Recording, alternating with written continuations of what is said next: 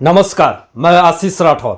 Bollywood industry से एक बहुत ही दुखद और ब्रेकिंग खबर आ रही है। सलमान के फैंस के लिए बहुत ही दिल को हदसाने वाली खबर है। जैसा कि अभी एक खबर आ रहा है जो मैं आपको बताने वाला हूं, लेकिन उससे पहले आपको यह भी मैं बता दूं कि एनसीबी के 2 अधिकारी को क्यों गिरफ्तार किया है मुंबई पुलिस ने, यह भी बात करेंगे आगे इस वीडियो में।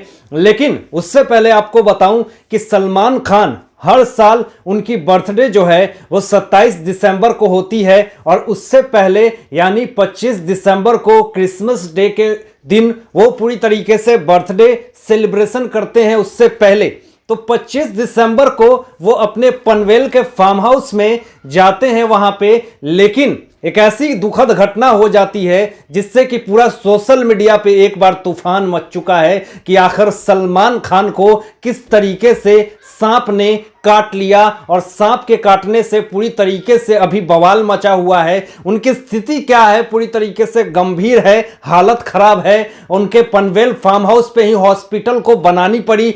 कैसे क्या हुआ पूरा मैटर आपको बताते हैं। सबसे पहले आपको बताऊं कि सलमान खान अपने फैमिली के साथ 20 लोगों के साथ 25 दिसंबर को पनवेल वाले फार्म हाउस में शिफ्ट होते हैं और वहां पे पार्टियां करते हैं, मस्तियां करते हैं। और रात के 2:30 बजे जिस तरीके से उनको एक कॉल आता है, और कॉल पे बात करते हुए अचानक एक सांप आता है और उनके पैर में सांप काट ली जाती है। जितने सारे लोग वहां पे पार्टी में मौजूद थे, जब सलमान खान वहां पे गिर जाते हैं, क्योंकि उनका फार्म हाउस जो है वो जंगलों के बीच में है, वन पूरी तरीके से वहां पे है, तो इस तरह के वहां पे पशु पक्षियां जीव जंतु होना तो लाजमी है। लेकिन जिस तरीके से रात के 2:30 बजे सलमान खान को सांप ने जैसे ही काटा, वैसे ही वहां पे पूरी भीड़ लग गई, पूरा हड़कंप मच गया। उनकी फैमिली परिवार जल्दी से उनको महात्मा गांधी मिशन अस्पताल में ले जाया गया। वहां पे उनकी जांच हुई और पूरी तरीके से कहा गया कि इनकी हालत जो है वो गंभीर है। और 48 घंटे तक जब उनकी हालत और ज्यादा गंभीर हुई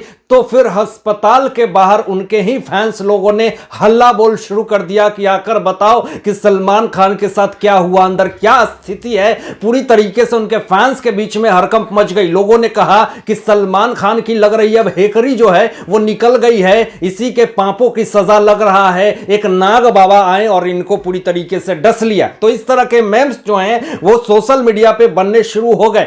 लेकिन जिस तरीके से अफरा तफरी मचने लगी हॉस्पिटल के बाहर, उनके फैंस लोगों के बीच में अफरा तफरी मचने लगी, तो वहां के जो अधिकारी है जो वहां पे काम करते हैं अस्पताल में, उन्होंने लास्टली यही सोचा कि यहां से सलमान खान को पनवेल वाले फार्म हाउस में ही शिफ्ट किया जाए, नहीं तो यहां पे पूरी तरीके से बवाल हो जाएगा, हल्ला बोल हो जाएगा। तो कुछ डॉक्टर और नर्स की टीम पनवेल वाले फार्म हाउस में शिफ्ट हो जाती है और सलमान खान को भी वहीं रखा जाता है। अभी इलाज जो है वो सलमान खान की वहीं पे हो रही है, लेकिन कहा तो यह जा रहा है कि स्थिति खराब है, लेकिन पूरी तरीके से स्थिति अच्छी है यह भी नहीं कह सकते हैं। लेकिन जिस तरीके से सलमान खान को सांप ने जिस तरीके से डसा है, अब पूरी तरीके से विष जो है वो अभी निकल नहीं पा रहा। लेकिन पूरी तरीके से टीम और पूरी तरीके से डॉक्टर लोग मिल करके इस मिशन को सक्सेस बनाने के लिए दिन और रात एक किए हुए। मुसीबत पे मुसीबत ही सलमान खान को अभी देखने को मिल रही है। जैसे कि उनकी फिल्में अभी बन करके तैयार है लेकिन रिलीज नहीं हो पा रही।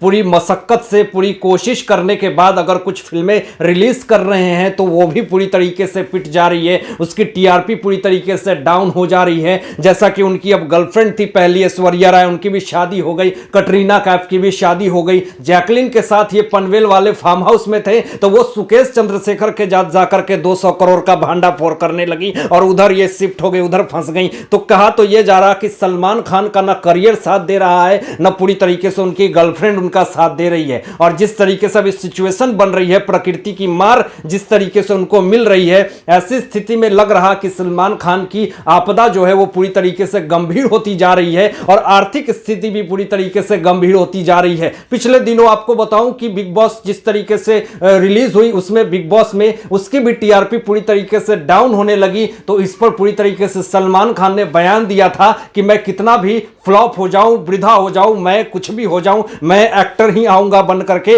और मैं कभी भी सपोर्टिंग रोल में नहीं आऊंगा। तो ये एटीट्यूड हमेशा सलमान खान ने अपने फिल्मों में या फिर इंटरव्यू में ये दिखाने की कोशिश करी है। एक बहुत बड़ी अभिनेत्री ने सुसाइड कर लिया है और मुंबई पुलिस ने एनसीबी अधिकारी को क्यों गिरफ्तार किया, इस बारे में भी मैं आपको डिटेल्स में बताना चाहता हूं। क्रिसमस डे के मौके पे आपको बताऊं उससे पहले की ये खबर है कि एक भोजपुरी अभिनेत्री जो है वो सांता क्रूज होटल में अपने दो दोस्तों के साथ पार्टियां मनाने जाती हैं और वहां पे पार्टियां मनाने के बाद जिस तरीके से वहां पूरा माहौल बना हुआ होता है, एक रूम में पूरी पार्टी चल रही होती है, इसी बीच में दो इंसान एनसीबी ऑफिसर बन करके दरवाजे को खटखटाते हैं और अंदर एंट्री करते हैं और ये बोलते हैं कि मैं एनसीबी का अधिकारी हूं और पूरी तरीके से उन्होंने अपनी आईडी भी शो करी। लेकिन बाद में यह पता चलता है कि ये दोनों जो हैं वो एनसीबी के अधिकारी नहीं, एनसीबी के फर्जी अधिकारी हैं, क्योंकि मुंबई में, महाराष्ट्र में जिस तरीके से ड्रग्स का पूरा कारोबार चल रहा है और इस बीच में कुछ लोग फर्जी एनसीबी ऑफिसर बता करके पैसे वसूलने का काम कर रहे हैं। तो इसी बीच में जो एनसीबी अधिकारी जो बन करके आए हुए थे, उन्होंने उस भोजपुरी अभिनेत्री को यह कहा कि तुम ड्रग्स लेते हुए पकड़ी गई हो, हमें 40 लाख रुपए दो, नहीं तो तुम्हारा जीवन बर्बाद कर दूंगा और तुम्हें जेल में रख दूंगा। यह घटना पूरी तरीके से जो वारदात हुई उसके बाद वो लड़की 40 लाख रुपए इंतजाम नहीं कर पाई और अपने घर जब आती है तो यह मामला 20 लाख तक इसको शिफ्ट किया जाता है। एनसीबी जो फर्जी अधिकारी थे उन्होंने कहा कि 20 लाख रुपए ही कम से कम दे दो और इस मामले को क्लोज करो। वो भोजपुरी अभिनेत्री ने काफी ज्यादा डर जाती हैं और ये कहती हैं कि मैं 20 लाख रुपए कहां से दूंगी, और इसी दुख में और इसी टेंशन में उन्होंने आत्महत्या कर ली और अपने जीवन को पूरी तरीके से अलविदा कह दिया। अब उस भोजपुरी एक्ट्रेस के जो दोनों दोस्त थे वो मुंबई पुलिस के पास जा करके पूरी वारदात उसे बताते हैं कि इस तरह से दो फर्जी एनसीबी ऑफिसर आते हैं और हमें डराते हैं, धमकाते हैं और हमसे फर्जी वसूली करते हैं। अब ये जो दोनों एनसीबी जो फर्जी पुलिस अधिकारी बन करके जो पैसे वसूलने का काम किए, उनका नाम हमारे सामने आ गया है। पहला जो है वो सूरज परदेसी और दूसरा प्रवीण वलिम्बे। इन दोनों ने मिलकर के उस भोजपुरी एक्ट्रेस को डराया, धमकाया और उनसे पैसे ऐंठने की कोशिश करी। और इस मामले में जो सबसे बड़ी और ब्रेकिंग जो खबर मैं आपको बता रहा हूं, मुंबई पुलिस ने इन दोनों को गिरफ्तार कर लिया है और इन सारे लोगों पे 170 420 क्रिमिनल कॉन्स्पिरेसी ये सारे एक्ट लगा दिए गए हैं और इस एक्ट को लगाने के बाद इन्वेस्टिगेशन चल रही है और इस इन्वेस्टिगेशन के बाद इन दोनों को कड़ी से कड़ी सजा भी मिलेगी। अब इस केस को देखने के बाद यही लगता है कि एनसीबी जिस तरीके से ड्रग्स को पूरे देश से खत्म करना चाहती है, पूरे महाराष्ट्र से